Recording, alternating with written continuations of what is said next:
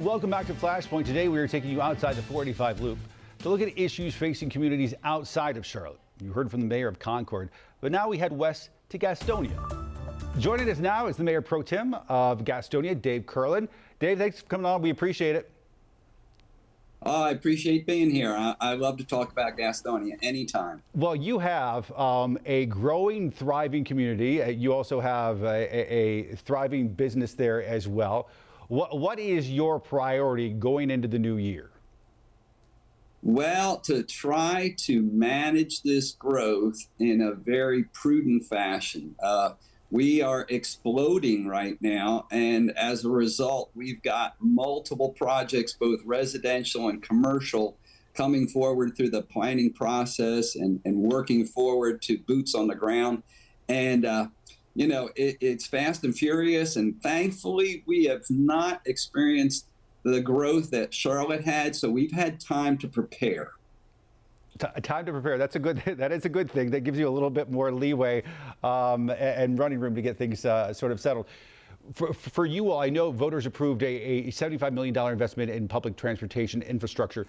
How much of a taxing situation on the infrastructure there in Gastonia is this, as you say, explosive growth? Well, we've been, again, fortunate. We've been kind of the slow, lazy partner to Charlotte for years. I mean, we've always been the second largest county surrounding Charlotte for seemingly ever. And because of that, there's been certain impediments to growth. Like, for instance, we've got a river between us and Charlotte. We only have so many river crossings, meaning our bridges. So that has kept us from growing as fast, as well as 13 incorporated municipalities. So it hasn't been easy for developers to come in and find large swaths of land to develop. But as those other areas around Charlotte have grown, developers are now looking west. And in doing so, now we've had a chance to improve our UDO so that our planning processes are ready to go, and our traffic is now increasing. But this $75 million bond referendum, which we just passed with a 68% approval of our voters, is critical to helping us to adapt to and prepare for this growth. So we're really excited that the voters were on board with this, and we've got this $75 million that we need to implement over the next approximately 7 to 10 years. But because with so many of these projects, citizens come out and complain about roads, this lets us address those issues. Speaking of transportation, I want to get you on the record for this, because we talk about on this show quite often transit vis-a-vis the city of Charlotte, and we have Charlotte city leaders come on and talk about this stuff and talk about light rail, the Silver Line. Then we have state lawmakers come in and chime in on the topic as well. And everybody says, oh, it's going to take a regional approach. It's going to take a regional approach to solve some of these issues. From your vantage point there in Gastonia, what is the buy-in when it comes to, say, something like a Silver Line that would, say, go into parts of Gaston County? Well, currently plans are looking at bringing this into at least the Belmont area, which we don't think is adequate because the center of growth and the county seat is Gastonia. So we're hoping as time goes on, we can improve that planning process to bring that forward all the way to Gastonia. And of course, it's going to take, buy-in of our citizens. This is not cheap, and it's going to require our citizens of the entire county to support and get behind this, because without those dollars, it just can't happen.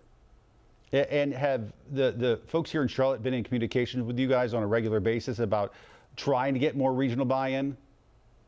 Oh, absolutely. Our mayor sits at the table with the metropolitan planning groups that are working with this. I have not been directly involved, but we are involved with every conversation that is ongoing for any westward movement of transit.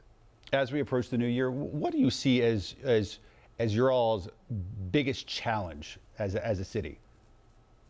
Well, actually, I think it is really to continue to tell the story that this is a great community in which to work, live, and play, and for us to handle the growth as it's coming forward. But fortunately, again, we have a great planning department, and we've now partnered with Gaston County for our buildings inspections processes. So hopefully they are streamlined, and those builders and developers that want to come in are going to find a process that's easy to work with local governmental entities in order to get these jobs done. But we want to continue to improve that process.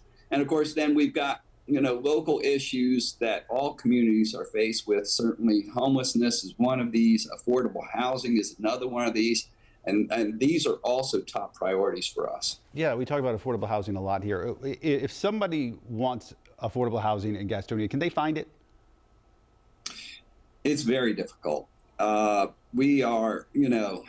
We're continuing to encourage the development of affordable housing, but we know there aren't a lot of developers that are going out of their way to do that. We have projects, in the process of being built right now, but there's never enough. Never enough. And what about attracting more businesses and more companies there to Gastonia? Going into the new year, what are you most excited about? Oh my gosh, where do we begin? We build our Paramount Health Park, which is a multi-sport stadium, and we've had 2 seasons with the Honey Hunters, which are a professional baseball team that are in there now. And that has been a true catalyst for growth in the downtown area. So with that, we brought in several businesses. Now, some of those businesses are barely just getting started, like Dirty Bull Brewing is around the park. There's an old Coca-Cola bottling building that is in the process of being developed for multi-use, mixed use. There's a Save-A-Lot grocery store that's right adjacent to the ballpark that Atlantic's Development out of Charlotte is looking at creating a food hall.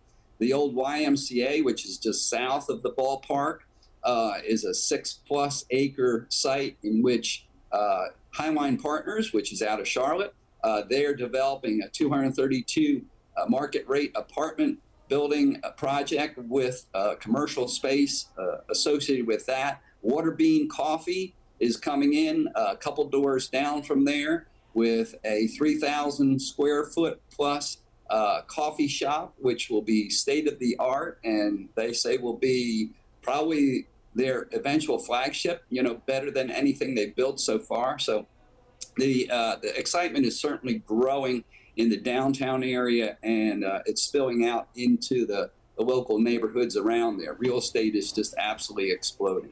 Lots of reasons to be excited, and we can hear the enthusiasm in your voice as well. All right, Mayor Pro Tem, thanks for coming on. We appreciate it.